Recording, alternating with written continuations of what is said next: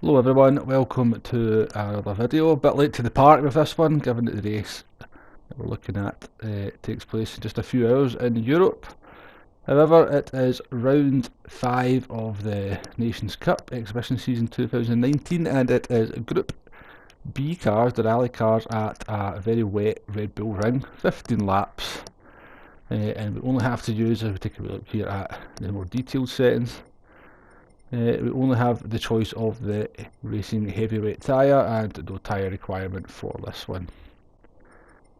Now, the car of choice, the car you're going to see a lot of in your races, is the Nissan GT-R Group B car.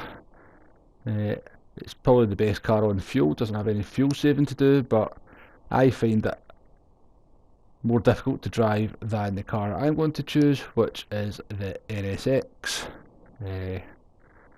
One thing that's different with the Group B cars to any other class is that you can play with the torque distribution and decide how much power goes to the front wheels and the rear wheels. I find I can use 50-50 with the NSX. You don't want to be going above 35-65 or you're just going to be spinning the wheels as you come out the corner and doing a bit of snaking. But you can use the torque distribution to sort of look after the tyres and sort of distribute the tyre wear. Now here we are, we'll take a look at the one stop. We'll just take a look at the start there. Traction control off the start's always a good idea, just gives you a better launch. But the car is quicker without traction control, so take it off as soon as you can. Now we'll jump forward here to halfway through lap 7, which is going to be our in lap. We're going to take a new set of tyres on. Bit of fuel saving required on the NSX, very mild. You can just sort of change gear at about sort of 75-80% on the rev counter, and that will easily save the fuel that's required. You don't even have to do it at every change, just occasionally, and then just keep an eye on it. You maybe get a bit of laps worth of fuel to save over the course of the race. So, relatively easy. Be careful in the pit lane, quite a tricky pit lane entrance, and you're in control of the car right up until the animation here. So new set of wets, no fuel. Actually one of the sort of longer times to actually get the car into the pit box, but because you're missing out the last corner and the first corner, it's still a very quick pit stop. You can see we're in lap there, a 1:57.4, which is 10.4 seconds slower than a normal lap, which was the 1:47 beforehand. But you'll see as we jump forward, and we can take a look at the out lap is a 1:43.6, so that's a 3.5 second gain. So a pit stop loss is about 7 seconds for a new set of tyres only, and that's without taking fuel on. Whatever car you choose, whether it's the GTR or the NSX or any other, just don't take any fuel on, because the cost of taking fuel on will be about, just even a few percent, will be about 3 seconds. So what we'll do here is we'll just take a look at an actual full lap of the course, and just I'll give you a few hints and tips that I've picked up. One of the most important things, advice I can give you, is to not use the curbs into the big braking zones like turn 1 and the upcoming turn here, because it just it reduces your braking traction. It makes the car a lot harder to stop. So you'll see here, on the dry you go out onto that curb to sort of widen the line into the corner. In the wet, stay on the grey stuff. It is very beneficial for your braking. It's okay to use a little bit of curb on the exit, okay to use a little bit of curbs on the apexes. They're 4-wheel drive cars, the rally cars, so they can cope with it, no bother. So again here, into a very, very tricky downhill braking section, not putting it on the curb like we would in the dry. Now the best tip I can give you for this race is don't try and push every single lap. Just if you brake a metre late, a couple metres late, you'll lose 3/10, 4/10, half a second on that corner without a problem. So just brake just a little bit early, find your braking markers, and then brake just a metre early each corner, and just keep the car on the racing line and avoid running wide at all costs. And of course it's the Red Bull ring, so running wide on, you know, for example this corner coming up, and the last corner here, it's very easy to get penalties. Now, in that last corner you do have to take a bit of liberties to just get the best exit.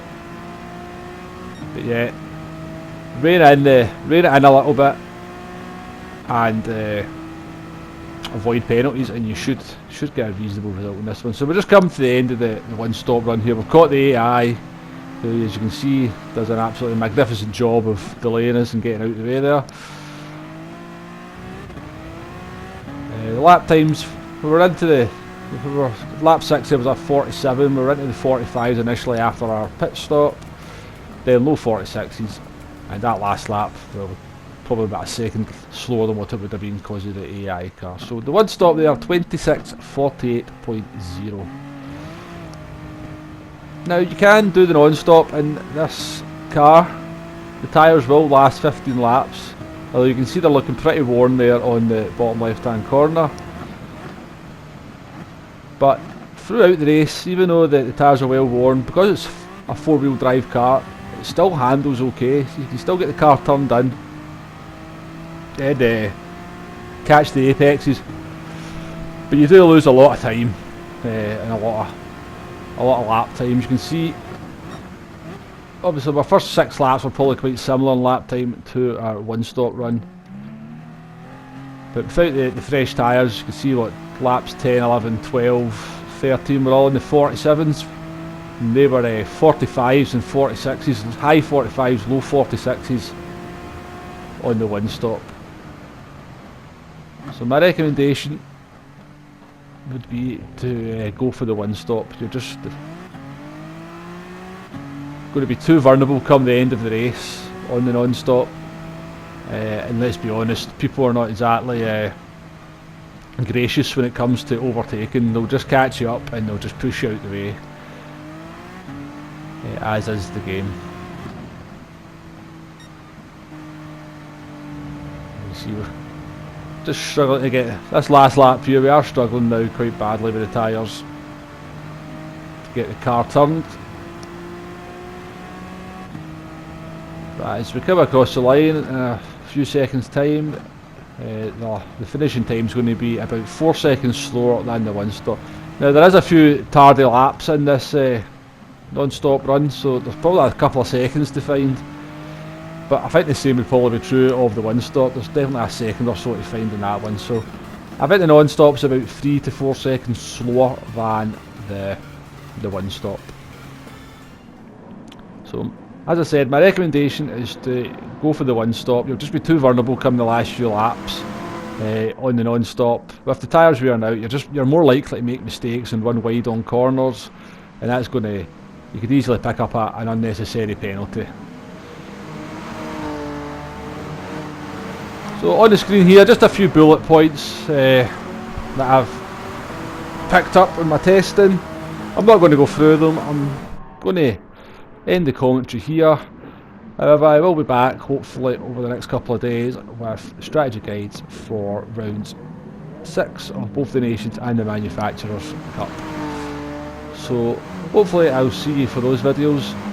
Enjoy your races, and good luck, and hope you get good results. Thanks for watching. Goodbye now.